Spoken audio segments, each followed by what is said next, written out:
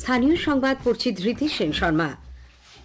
বিশেষ খবর হলো, গঙ্গাসাগর মেলায় যে কোনো রকম অপ্রীতিকর পরিস্থিতির মোকাবিলায় স্থানীয় মানুষ, বিশেষ করে যুব সম্প্রদায়কে সক্রিয় থাকার আহ্বান জানিয়েছেন মুখ্যমন্ত্রী।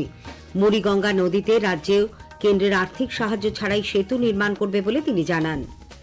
রাজ্যে আদিবাসীদের বর্তমান অবস্থা নিয়ে খোঁজ খবর নিতে রাজভবনের তরফে আজ শুরু হতে চলেছে আমার গ্রাম কর্মসূচি। রাজ্যের সরকারি হাসপাতাল ও মেডিকেল কলেজে কর্মরত চিকিৎসকদের প্রাইভেট প্র্যাকটিসের ওপর কড়া নির্দেশিকা জারি সরকারের। ডাক্তারদের সংগঠন এই নির্দেশিকাকে স্ববিরোধী বলে দাবি করেছে। পশ্চিমী ঝঞ্ঝায় বাধাপ্রাপ্ত হয়ে রাজ্যের শীত কিছুটা থমকে উত্তরবঙ্গের কয়েকটি জেলায় আজ হালকা বৃষ্টির সম্ভাবনা।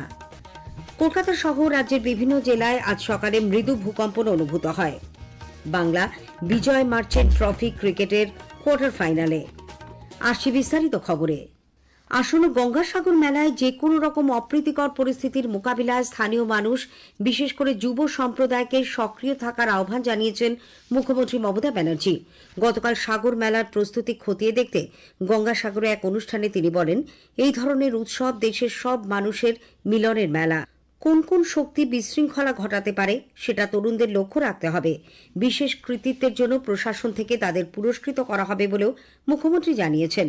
অনুষ্ঠানে মুখ্যমন্ত্রী জানান, মুড়িগঙ্গা নদীতে রাজ্য কেন্দ্রীয় সরকারের আর্থিক সাহায্য ছাড়াই সেতু নির্মাণ করবে। এর জন্য খরচ ধরা হয়েছে 1,500 কোটি টাকা। টেন্ডার পাস হয়ে গেলেও সেই কাজ শেষ হতে 2 থেকে 3 বছর সময় লাগবে। এই সেতু নির্মাণের কাজ শেষ হলে সাগরদ্বীপের অর্থনীতিতে ইতিবাচক প্রভাব পড়বে বলে তিনি উল্লেখ করেছেন। গঙ্গাসাগর সেতু তৈরি করার প্রয়োজন আছে। 1,500 কোটি টাকার মতো খরচা হবে এবং আগামী 2-3 বছর লাগবে এটা তৈরি করতে। আর এটা হয়ে গেলে গঙ্গাসাগরের মানুষ যেমন উপকৃত হবেন, সুন্দরবনের মানুষ যেমন উপকৃত হবেন, সেরকম তীর্থযাত্রীরা দলে দলে আসবেন গঙ্গাসাগরে কপিল মুনির আশ্রম পরিদর্শন করতে এবং গঙ্গাসাগরকে দেখতে। অনুষ্ঠান শেষে মুখ্যমন্ত্রী স্বেচ্ছাসেবী সংগঠন ভারত সেবাশ্রম সংঘের সাধুদের সঙ্গে দেখা করেন। এরপর কপিল মুনির মন্দিরে পুজো দেন।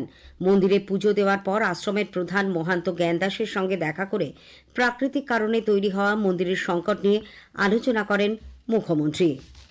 রাজ্যে আদিবাসীদের বর্তমান অবস্থা নিয়ে খোঁজ খবর নিতে রাজভবনের তরফে আজ শুরু হতে চলেছে আমার গ্রাম কর্মসূচি। এর আওতায় রাজ্যপাল সিভি আনন্দ বোস ধাপে ধাপে রাজ্যের বিভিন্ন আদিবাসী গ্রামে যাবেন। তাদের সঙ্গে কথা বলে বিভিন্ন সরকারি সামাজিক সুরক্ষা প্রকল্পের সুবিধা সহ অন্যান্য সুযোগ তারা পাচ্ছেন কিনা সে বিষয়ে খোঁজ খবর নেবেন বলে রাজভবন সূত্রে জানা গেছে। রাজ্যের সরকারি হাসপাতাল ও মেডিকেল কলেজে কর্মরত চিকিৎসকদের প্রাইভেট প্র্যাকটিসের ওপর কড়া নির্দেশিকা জারি করেছে সরকার। স্বাস্থ্য দপ্তরের এক নির্দেশিকায় বলা হয়েছে, এখন থেকে কোনো চিকিৎসক প্রাইভেট প্র্যাকটিস করতে চাইলে তাকে স্বাস্থ্য শিক্ষা অধিকর্তার কাছ থেকে অনুমতির পাশাপাশি নো অবজেকশন সার্টিফিকেট নিতে হবে।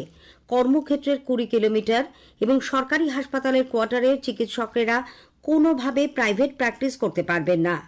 স্বাস্থ্যসাথী কার্ডে চিকিৎসা করলে এখন থেকে চিকিৎসকদের নন প্র্যাকটিসিং অ্যালাউন্স নিচ্ছেন না বলেও হলফনামা দিতে বলা হয়েছে। ডাক্তারদের প্রাইভেট প্র্যাকটিসের বিষয়ে এই নির্দেশিকার স্ববিরোধী বলে ডাক্তারদের সংগঠন সার্ভিস ডক্টরস ফোরাম উল্লেখ করেছে। নির্দেশিকার কড়া সমালোচনা করে সংগঠনের সাধারণ সম্পাদক ডাক্তার সজল বিশ্বাস বলেন, চূড়ান্ত অবৈজ্ঞানিক এবং স্বজন পোষণযুক্ত নীতি আগে পাল্টাতে হবে।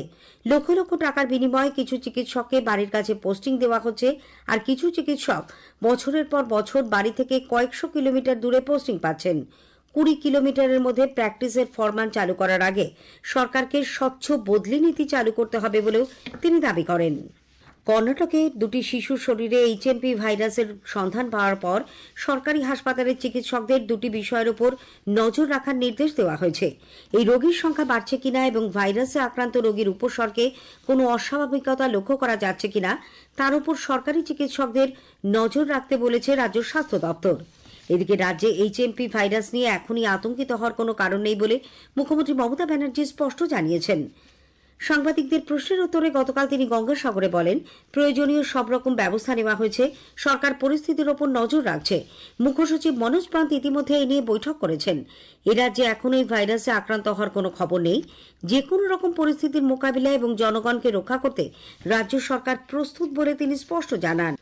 যক্ষ্মামুক্ত ভারত গড়ার লক্ষ্যে কেন্দ্রীয় সরকারের 100 দিনের প্রচারমূলক কর্মসূচি নিয়ে জলপাইগুড়ি জেলা শাসকের কার্যালয়ে গতকাল এক পর্যালোচনা বৈঠক হয়।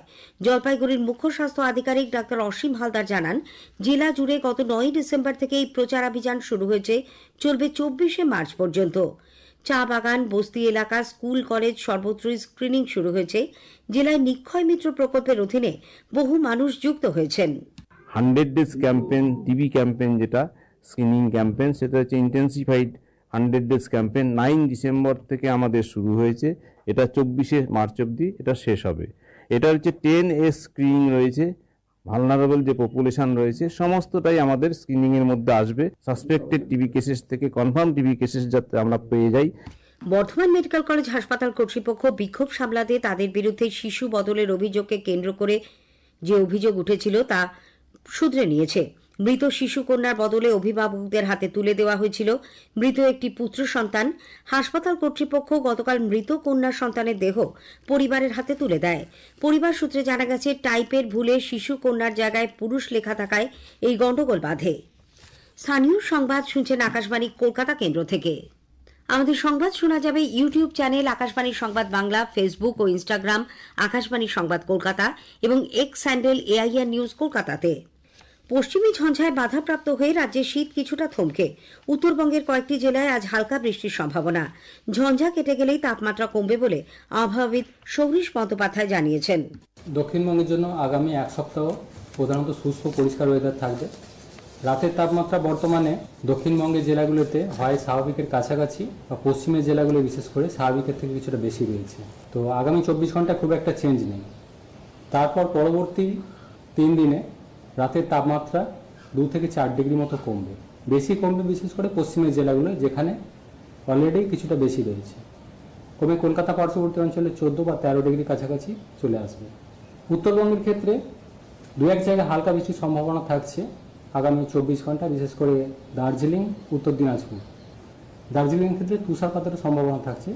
এই সিস্টেমটা, এটা পশ্চিমী ঝঞ্ঝার কিছুটা প্রভাব রয়েছে, সেই সাথে বঙ্গোপসাগর থেকে জলীয় বাষ্পের প্রবেশ বেশি রয়েছে, যে কারণে তাপমাত্রা কিছুটা বেশি থাকছে বা এই হালকা বৃষ্টির কথা বলা হলো উত্তরবঙ্গের 2-1 জায়গায়। কলকাতায় সকালে সর্বনিম্ন তাপমাত্রা রেকর্ড করা হয় 16.2 ডিগ্রি সেলসিয়াস, স্বাভাবিকের থেকে যা 2.3 ডিগ্রি বেশি। এদিকে কলকাতা শহর রাজ্যের বেশ কিছু জেলায় ঘন কুয়াশায় যান চলাচলে প্রভাব পড়েছে। দক্ষিণ 24 পরগনা জেলা জুড়ে টানা 3 দিন ঘন কুয়াশার দাপট অব্যাহত। ভোর থেকে কুয়াশার চাদরে মুড়ে গেছে গোটা জেলা। সকাল থেকে গঙ্গাসাগরে ভেসেল পরিষেবা বন্ধ করে দেওয়া হয়েছে। সাগরদ্বীপের সঙ্গে কাকদ্বীপের যোগাযোগ কার্যত বিচ্ছিন্ন। জলপাইগুড়ি, শিলিগুড়ি সহ উত্তরবঙ্গের বিস্তীর্ণ এলাকায় আজ সকালে মৃদু ভূকম্পন অনুভূত হয়। রিক্টার স্কেলের তীব্রতা ছিল 5.3। সকাল 6:35 নাগাদ ভূমিকম্পের কেন্দ্রস্থল ছিল তিব্বতের সিগাৎসের 35 কিলোমিটার অদূরে। কলকাতা সহ 2-1টি জায়গাতেও ভূমিকম্প টের পাওয়া যায়। ক্ষয়ক্ষতির অবশ্য কোনো খবর নেই। দক্ষিণ 24 পরগনার কুলতলির মইপিট বৈকুণ্ঠপুর গ্রাম পঞ্চায়েতের কিশোরী মোহনপুর গ্রামের শ্রীকান্তপল্লী এলাকায় বাঘের পায়ের ছাপকে কেন্দ্র করে আতঙ্ক ছড়িয়েছে। এদিকে রাজ্যে ফের বাঘ আসার খবরে মুখ্যমন্ত্রী মমতা ব্যানার্জি উদ্বেগ প্রকাশ করেছেন। গঙ্গাসাগরে গতকাল তিনি সাংবাদিকদের বলেন, একটা বাঘ 5টা জঙ্গল পেরোলো, 5টা জেলা, 5 দিন আতঙ্কে ছিল, স্কুলও বন্ধ ছিল। যেই আমরা উদ্ধার করলাম, আমাদের বন বিভাগ প্রশাসন সকলে মিলে দিন রাত খেটে সঙ্গে সঙ্গে ফোন আসতে শুরু করলো, ফেরত দাও, ফেরত দাও, ফেরত দাও, আর দিয়ে দিলাম। এবার আবার একটা চলে এসছে কাল। তো তোমরা তো টেক কেয়ার করবে তোমাদের ফরেস্টে। আবার যে বাঘ এসছে, আমি উড়িষ্যা গভর্নমেন্টকে বলবো সিএস এর থ্রুতে, যে উড়িষ্যা গভর্নমেন্টকে বলো রেস্কিউ অপারেশন করে নিয়ে যেতে। তোমাদের জায়গা না থাকলে আমাদের টাইগার রিসর্ট সেন্টার আছে, রেস্কিউ সেন্টার আছে, আমাদের ডিপ ফরেস্ট আছে, আমরা রেখে দিচ্ছি। তোমাদের নিজেদের রাখবার জায়গা নেই, তোমরা বাঘটাকে নিয়ে গিয়ে জলের মধ্যে ছেড়ে দিলে। তো জল ফেরোতে কতক্ষণ? আবার একটা চলে এসছে। হাওড়ার বাগনান 1 নম্বর ব্লকের বাক্সিহাট গ্রাম পঞ্চায়েতের মানকুর গ্রামে রূপনারায়ণ নদীর তীরে 45 থেকে 50 কেজির মতো একটি কচ্ছপের মৃতদেহ উদ্ধার হয়েছে। সেটি সামুদ্রিক অলিভ রিডলের বলে মনে করা হচ্ছে। পশ্চিম মেদিনীপুরের গড়বেতার মাইতা এলাকায় গত সন্ধ্যায় বিজেপির সদস্য সংগ্রহ অভিযান করতে গিয়ে দুষ্কৃতীদের হাতে আক্রান্ত হন তপশিলি মোর্চার রাজ্য সাধারণ সম্পাদক মদন রুইদাস। গুরুতর অসুস্থ অবস্থায় তাকে গড়বেতা হাসপাতালে ভর্তি করা হয়েছে। মুর্শিদাবাদ জেলা পুলিশে 12 জন সাব ইন্সপেক্টরের দায়িত্বে বদল আনা হয়েছে। 6টি থানার ওসি বদল করা হয়েছে। বাংলা বিজয় মার্চেন্ট ট্রফি ক্রিকেটের কোয়ার্টার ফাইনালে গুজরাটে গতকাল প্রি কোয়ার্টার ফাইনালে বাংলা ও রাজস্থানের খেলা ড্র হয়। কোয়ার্টার ফাইনালে বাংলা মুম্বাইয়ের বিরুদ্ধে খেলবে। আইএসএল ফুটবলে ইস্টবেঙ্গল 2-3 গোলে মুম্বাই সিটি এফসির কাছে পরাজিত হয়েছে। সল্টলেক স্টেডিয়ামে গতকাল এই ম্যাচ হয়। শেষ করার আগে স্থানীয় সংবাদের বিশেষ কিছু অংশ আরও একবার। মুড়িগঙ্গা নদীতে রাজ্য কেন্দ্রের আর্থিক সাহায্য ছাড়াই সেতু নির্মাণ করবে বলে মুখ্যমন্ত্রী জানিয়েছেন। রাজ্যে আদিবাসীদের বর্তমান অবস্থানে খোঁজখবর নিতে রাজভবনের তরফে আজ শুরু হচ্ছে আমার গ্রাম কর্মসূচি। স্থানীয় সংবাদ শেষ হলো।